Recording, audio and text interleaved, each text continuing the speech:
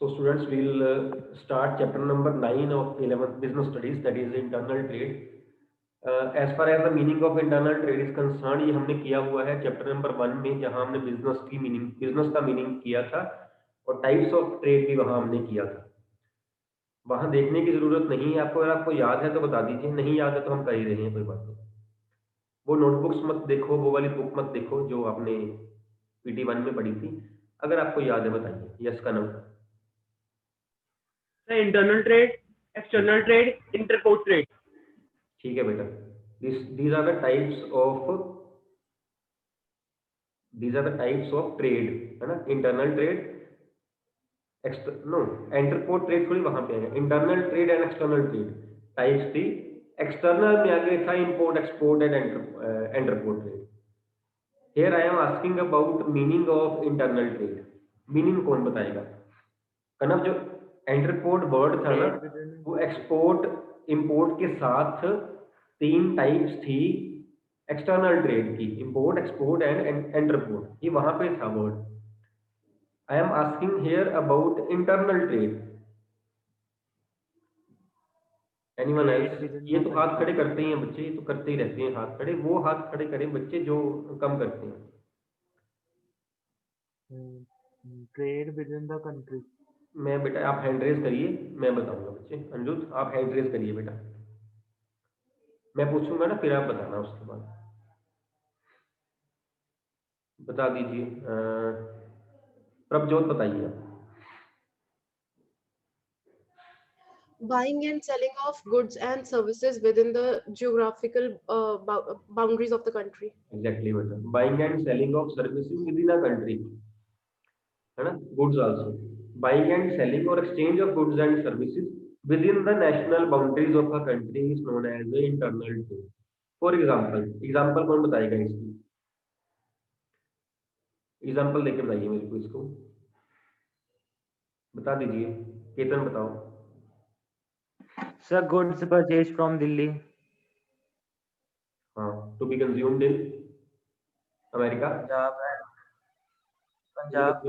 पंजाब में। Okay, within the national boundaries of country. एक हम यहाँ पे सिर्फ इंडिया की बात नहीं कर सकते, वी कांट से गुड्स और services exchanged with in the national boundaries of India, ये नहीं कहना हमें। With in the national boundaries of a country, किसी भी कंट्री में हो, अगर वो अमेरिका में ट्रेड हो रहा है, अमेरिका का इंटरनल ट्रेड है। अगर वो इंग्लैंड में ट्रेड हो रहा है, इंग्लैंड का इंटरनल ट्रेड है। यहाँ इंडिया में हो रहा है, इंडिया का। हम कंट्री वर्ड यूज करेंगे, स्कोप हमारा बढ़ जाएगा। So purchase and sale of goods and services within the national boundaries of a country is known as internal trade. For example, goods purchased by a businessman in Punjab from say Maharashtra, वहां से purchase किया, दोनों national boundaries में आ रहे हैं, ठीक। और sold to somebody in Gujarat suppose, that is also, ठीक। और यहाँ पे जो पॉइंट है वो क्या है, जो यहाँ पेमेंट होती है, पेमेंट किसमें होती है? जो परचेजेस की, सेल की पेमेंट वगैरह हो रही है, पैसे हम दे रहे हैं, किस में दे रहे हैं? करेंसी कौन सी यूज कर रहे हैं? Sir, Indian currency. अमेरिका में भी नहीं सर, मतलब उस देश की करेंसी। लोकल करेंसी कहते हैं उसको, लोकल करेंसी इज यूज, हम ये कहेंगे। बिलोंग से रुपीज, अगर हम रुपीज की बात कर रहे हैं, इट मींस कि अपना हम स्कोप कम करते हैं, सिर्फ इंडिया के बारे में बता रहे हैं, है ना।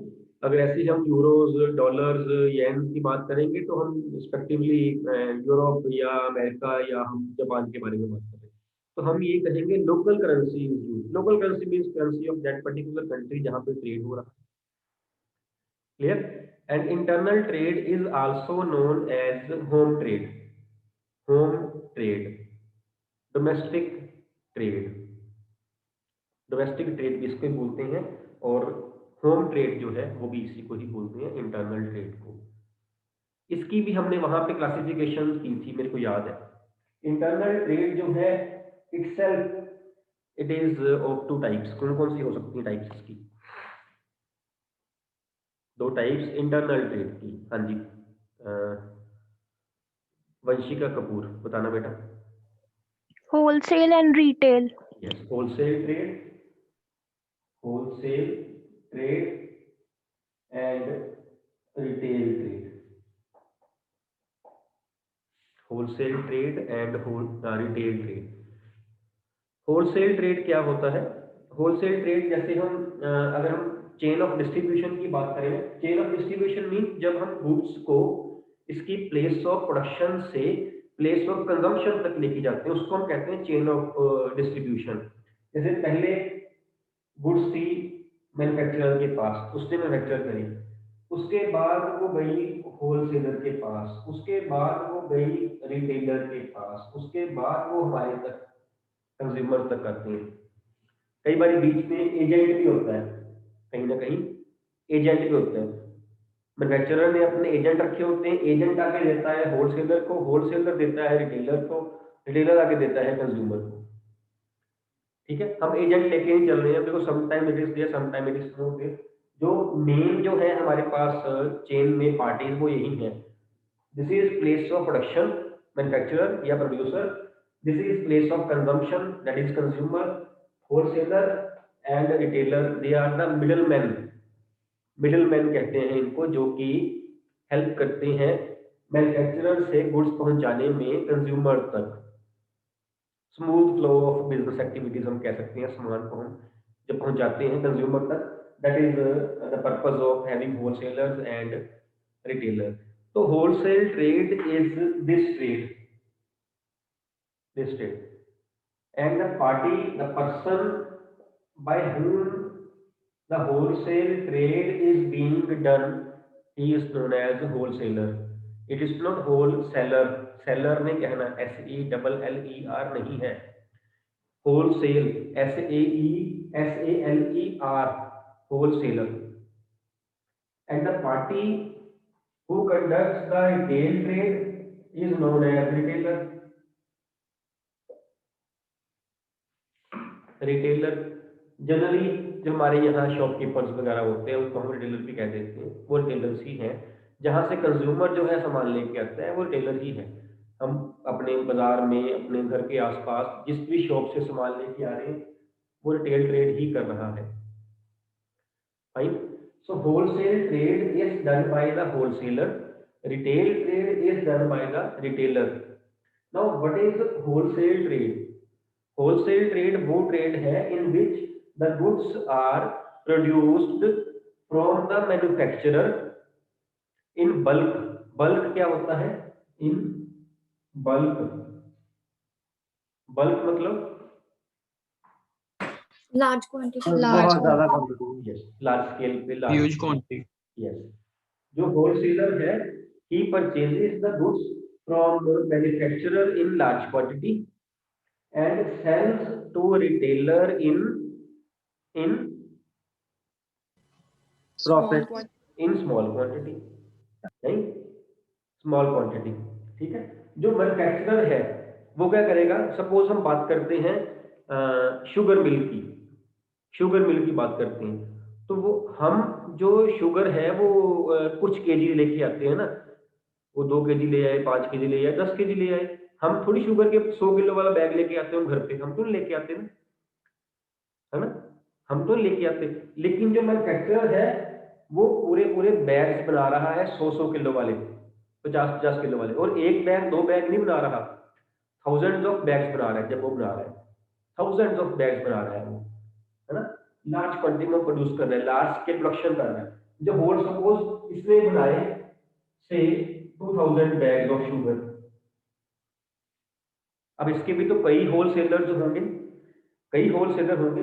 सपोज उसमें से एक होलसेलर ने इससे 100 बैग्स ऑफ शुगर परचेज कर लिए, 100 बैग्स ऑफ शुगर परचेज कर लिए। और होलसेलर के आगे रिटेलर्स भी होंगे, कई होंगे, हम एक की बात कर रहे हैं। सपोज इस होलसेलर ने इस रिटेलर को 2 बैग्स दे दिए, 2 बैग्स दे दिए। पर आप देखो हर एक पर्सन, जो हर एक पार्टी है, अपने हिसाब से वो सामान परचेज कर रही है, ऐसी है ना। ये बना रहा है लार्ज स्केल में 2000 बैग्स, इसका मतलब क्या हुआ? कितने किलो शुगर बनी? 2 लाख केजी। 2 लाख, एक बैग में 100 केजी शुगर हो तो 2 लाख केजी शुगर बन गई।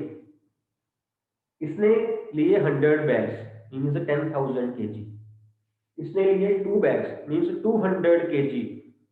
उसके बाद आगे हम कंज्यूमर्स, हम बैग्स लेंगे, हम कहेंगे हमारी चीनी बहुत लगती है, आप 10 बैग्स दे दीजिए, आप 5 बैग्स दे दीजिए, नहीं, हम 5-7-10 किलो ले लेंगे। उसके बाद हम कहेंगे खत्म हो जाएगी तो और ले आएंगे, चीनी है फिर क्या हो गया, इतनी यहाँ लाके रखेंगे, हम कौन सा बेच रहे हैं, हम कंज्यूम कर रहे हैं, इतनी इतनी शुगर लगनी है, हम अपनी नीड के हिसाब से लेंगे।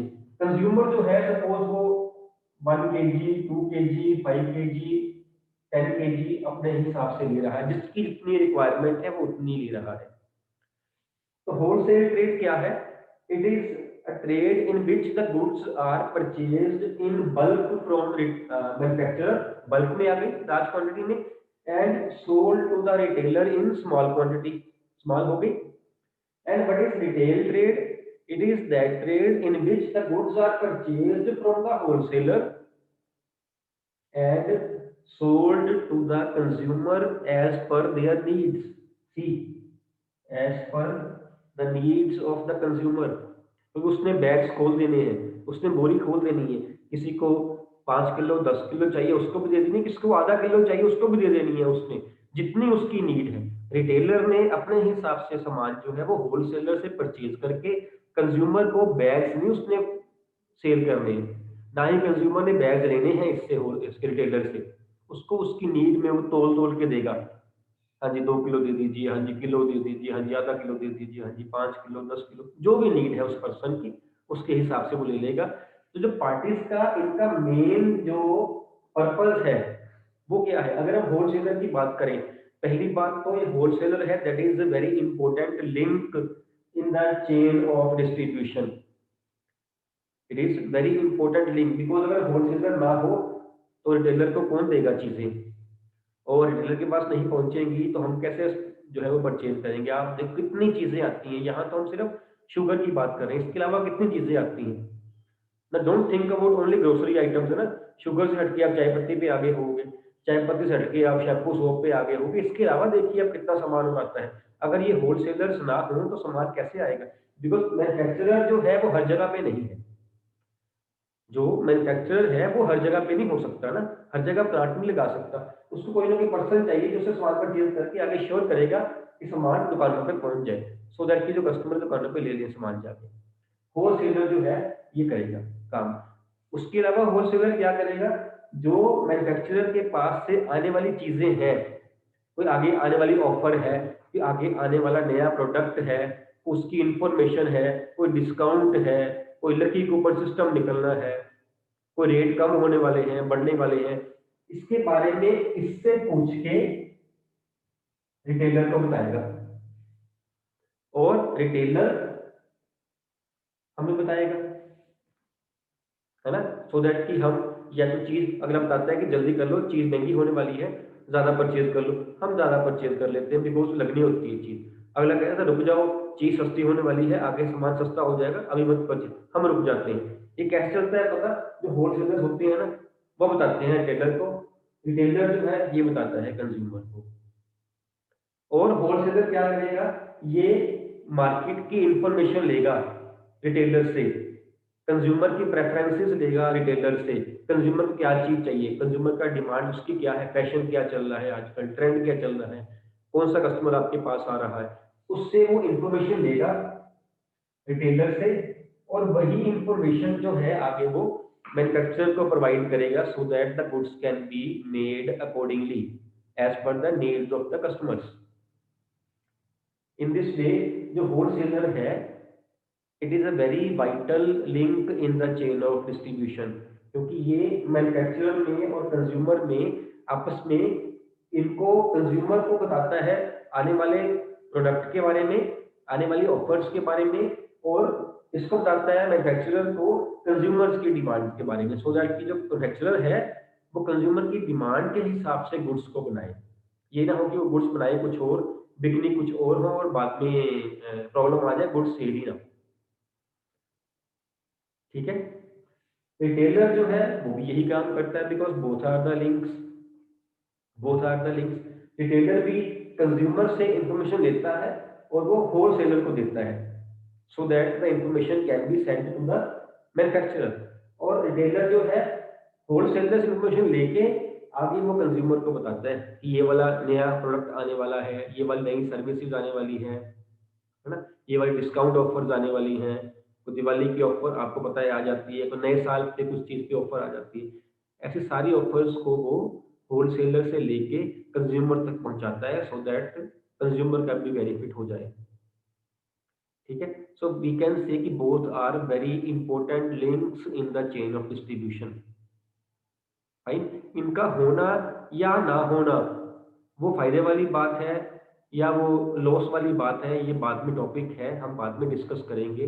बट अभी इनकी हम इम्पोर्टेंस की ही बात कर रहे हैं कि they are, both of them are very important links in the chain of distribution. ठीक है, बाद में टॉपिक एक आएगा भी कि ये बीच में होने भी चाहिए कि नहीं होने चाहिए, ये भी टॉपिक एक आएगा। But till now, right now we are discussing कि इनकी इंपॉर्टेंस है, बिकॉज ये दोनों जो है बहुत वाइटल लिंक है। अगर ये बीच में ना हो, सपोज ये नहीं है, तो मैन्युफैक्चरर को सीधी कंज्यूमर तक गुड्स सेल करवानी पड़ेगी। It will be difficult for the manufacturer. तो कहाँ वो, अगर इसी एग्जांपल ले लेंगे, वो कहाँ बैग्स बना रहा है, 2-2 हज़ार बैग्स बना रहा है शुगर के, कहाँ कस्टमर को 1 किलो चीनी चाहिए, वो अपने वो 2000 बैग देके कस्टमर किलो चीनी पैक करे पहले, वो नहीं, उसका ध्यान बढ़ जाएगा। और मोरओवर उसको इन्वेस्टमेंट भी करनी पड़ेगी, क्योंकि अगर हमें 1 किलो 2 किलो चीनी चाहिए होगी ना, तो हम शुगर मिल नहीं जाएंगे लेने के लिए, उसको कहीं ना कहीं मैन्युफैक्चरर को अपनी शॉप खोलनी पड़ेगी कि इस शॉप से आप सामान ले सकते हो। Means the manufacturer has to invest the money. जैसे बहुत कॉमनली आजकल नाइकी के शूज वगैरह जो है ना, सिर्फ नाइकी के नहीं, एडिडास वगैरह, रीबॉक वगैरह भी, ये मैन्युफैक्चरर ने, कंपनी ने अपने रिटेल आउटलेट्स खोले हुए हैं, या आगे फ्रेंचाइजी वो दे देते हैं। वो होलसेलर और एजेंट और रिटेलर ऐसे नहीं, सीधा माल सप्लाई करते हैं, उनके ही शोरूम्स होते हैं, सीधा ही माल वहां सप्लाई करते हैं, खुद इन्वेस्टमेंट करते हैं और ज्यादा प्रॉफिट अर्न करने की कोशिश करते हैं। मीन्स अगर होलसेलर और रिटेलर ना हो, तो उस केस में मैन्युफैक्चरर को इन्वेस्टमेंट करनी पड़ेगी to reach to the consumers, because consumer नहीं जो है वो, he can't reach up to the manufacturer, है ना। अगर सपोज मैंने कोई सॉफ्ट ड्रिंक पीनी हो, हम ये पहले ही बात कई बार कर चुके हैं, पेप्सी का प्लांट यहाँ फ्लोर के पास है, देखा होगा अगर आप यहाँ से गए हो कभी, तो पेप्सी का प्लांट जो है वो फ्लोर के पास है। अगर मैंने एक कोल्ड ड्रिंक पीनी हो, मैं पेप्सी पीने मैं फ्लोर नहीं जाऊंगा ना, कि मैं एक पेप्सी पी के आता हूँ मैं फ्लोर जाऊँ, मैं अपने साथ वाली शॉप से लूंगा कोई ना कोई कोल्ड ड्रिंक, मैं वो पी लूंगा, है ना। तो जो कस्टमर है उसके लिए वहां तक पहुंचना मुश्किल है ना। 20-30 रुपए की पेप्सी पीने के लिए मैं 20 किलोमीटर नहीं जाऊंगा, और वापस भी आना पड़ेगा ना, 40 किलोमीटर बन जाएंगे, है ना। तो और जो मैन्युफैक्चरर है, फिर उसको रीच देनी पड़ेगी अपनी, उसको अपने रिटेल आउटलेट्स खोलने पड़ेंगे, मीन्स इन्वेस्टमेंट करनी पड़ेगी। लेकिन इसके साथ ये भी होगा, इस इन्वेस्टमेंट के साथ ये भी होगा, जो मैन्युफैक्चरर का मार्जिन है वो बढ़ भी जाएगा, क्योंकि जो प्रॉफिट वो होलसेलर को और रिटेलर को दे रहा था, वो प्रॉफिट अब उसका हो जाएगा, है ना। बोथ साइड्स, और पॉजिटिव्स भी हैं, नेगेटिव्स भी हैं, तो उनका होना या ना होना ये बात का टॉपिक है, हम बाद में डिस्कस करेंगे। Right now we are discussing what is the role which the wholesalers and retailers they play. Fine, बस याद आपने बात ये रखनी है कि चेन ऑफ डिस्ट्रीब्यूशन में they are very important link here, ठीक। Okay, now somebody can tell me the meaning of wholesaler या wholesale trade, wholesale trade, hurry up please, meaning of wholesale trade, only one, only 5, only 6, only 8, only 9, only 12, बस मेरे को 12 दिख रहे हैं, एक second, yes बताओ अदिति, कैमरा ऑन कर लेना लेकिन अपना, अदिति कैमरा भी ऑन करना है, हाँ ऑडियो भी ऑन करना है जी। Sir, wholesale trade, it is a type of trade in which goods are purchased in bulk from the manufacturer, and the person who is engaged in a wholesale trade is known as a wholesaler. Okay, purchase करे तो cell भी करता है किसी को भी, and it sells it to retailer tailor or in consumers small quantity, है ना? in बिल्कुल small ठीक। quantity. यस, बिल्कुल ठीक है। So is a chain, a link in the chain which purchases the goods from the manufacturer and sells to the retailer, and the activities which are conducted in wholesale trade, the person is known as wholesaler. Who will give me the meaning of retailer? Same meaning ऐसे ही बन जाएगा जैसे दीदी ने दिया है wholesaler का। पिछली बार 12 हाथ खड़े थे, अब तो 12 से ज़्यादा होने चाहिए, बिकॉज आपने एक होलसेलर को रिप्लेस करना है रेलर के साथ, एक आध बात आपने वो रिप्लेस करनी है। Till now only 7 are there. Who else? 8, 9। चलिए जैस्मिन बताइए मुझे।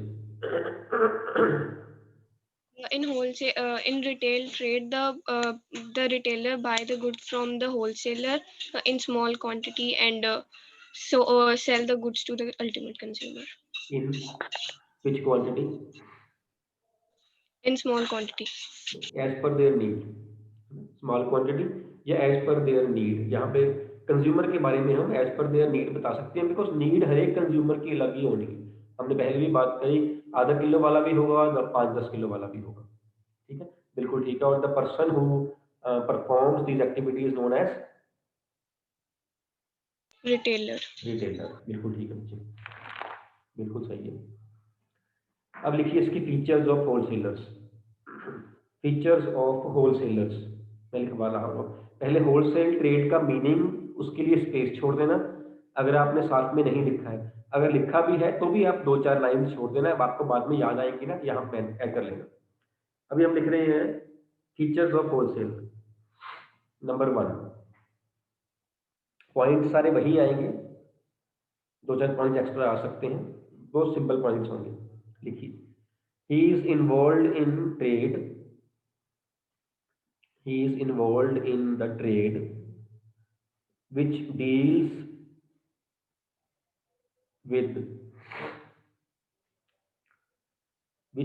with buying of goods in large quantity, which deals in buying of goods, purchasing of goods in large quantity and selling in small quantity।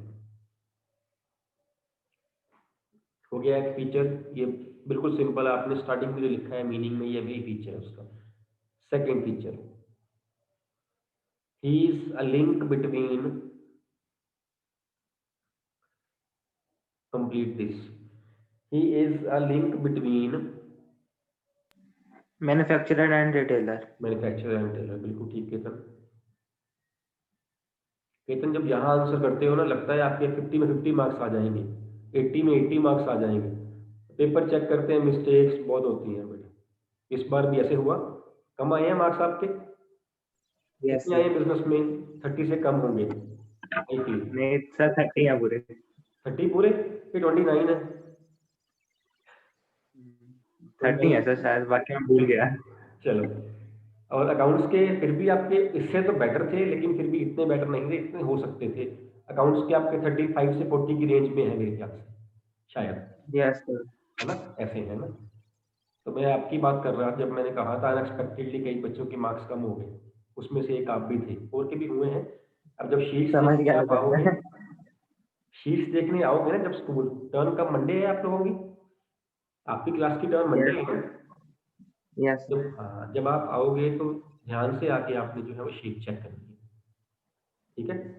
अपनी mistakes देखनी है, और वहाँ पे जब आओगे देखने शीट्स, तो आपने वहाँ मिलनी या नहीं करनी, दोस्त आ गए उनसे मिल लो, है ना? हालचाल ही पूछ लो। हालचाल पूछने के लिए कोई बात नहीं, हम स्कूल खोल देंगे, आपके हालचाल पूछते रहना। उस दिन जब आओगे रश नहीं करना है, जिस पर्पस के लिए आप आए हो वो पर्पस सॉल्व करके चले जाना है घर। ये नहीं कि मैं फलानी सहेली देख लूँ, फलाना दोस्त देख लूँ, वो आया कि नहीं आया, इकट्ठे चलते हैं। ना ही हम कह रहे हैं आपको इकट्ठे आने के लिए, ना ही हम एग्रीमेंट करेंगे इकट्ठे आने के लिए आपको, ना ही हम जाने देंगे इकट्ठे आपको। वी एडवाइस कि आप अकेले अकेले आओ, अकेले अकेले चले जाओ। शीट्स देखो, मेन काम आपका शीट्स देखने का है, उसके लिए बुलाया गया है, हमने आपको मिलने के लिए नहीं बुलाया वहाँ पे, ठीक है? स्कूल में रश नहीं करना है, आपको पता है एटमोस्फेयर ही ऐसा है, हमें कोई मुश्किल ही ना हो जाए। तो शुक्र करो कि शीट्स दिखा रहे हैं, जिसने देखनी है वो जरूर आए, जिसने मिलने ही आना है वो शीट्स देखने फिर ना आए। वो शीट्स देखने ना आई है, क्योंकि वो शीट्स देखने आ ही नहीं था मिलने यार, है ना। चलिए सेकंड हो गया। Third, he takes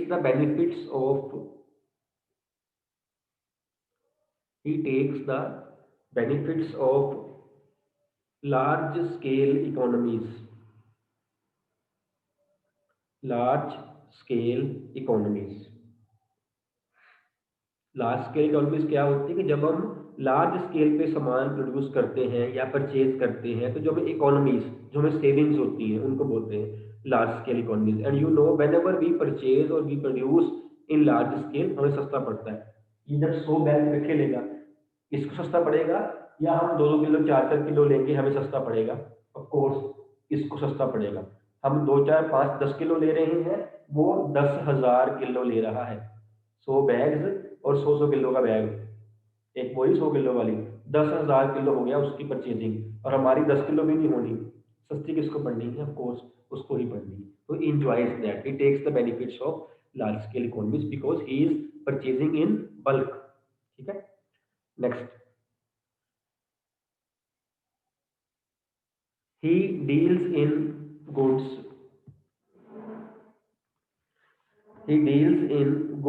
with less variety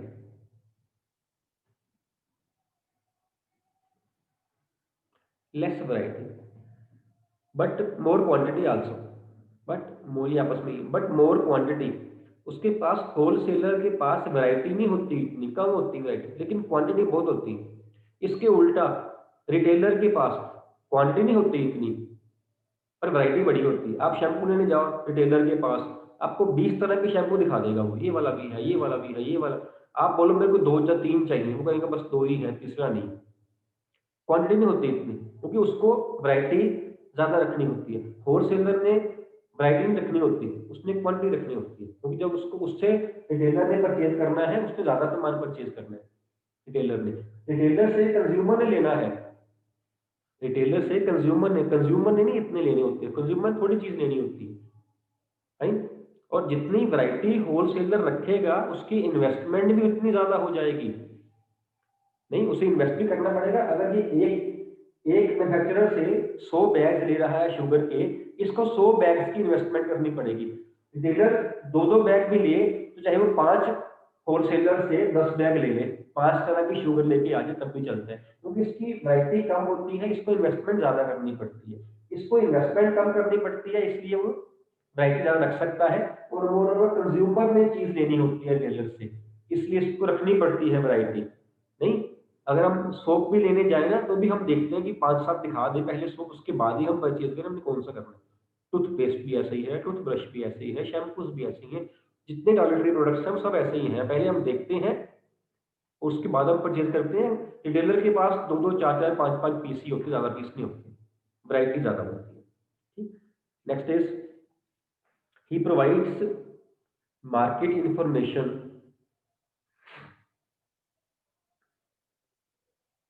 to dash retailer, manufacturer। He provides the retailer नहीं होगा, he provides market information to manufacturer। जो मार्केट इंफॉर्मेशन क्या है, जो इधर से आ रही है, नीड्स ऑफ कंज्यूमर्स कहते हैं, यहाँ से। जो वो डीलर को दे रहा है, वो है information about the products and it's offers and schemes और न्यू प्रोडक्ट्स, उसके बारे में। ठीक है, next is, he operates in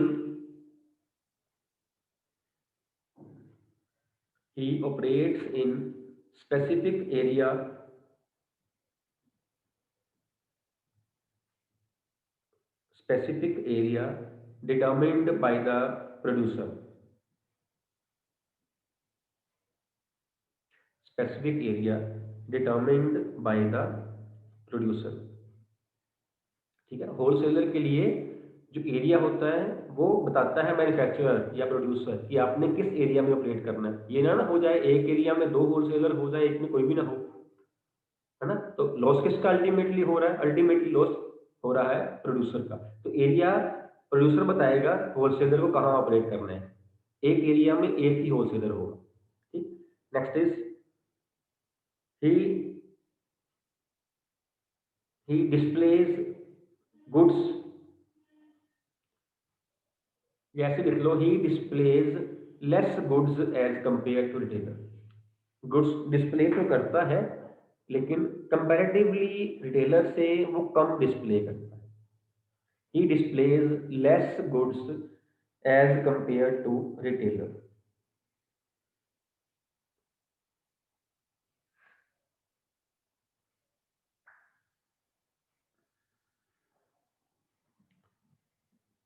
fine,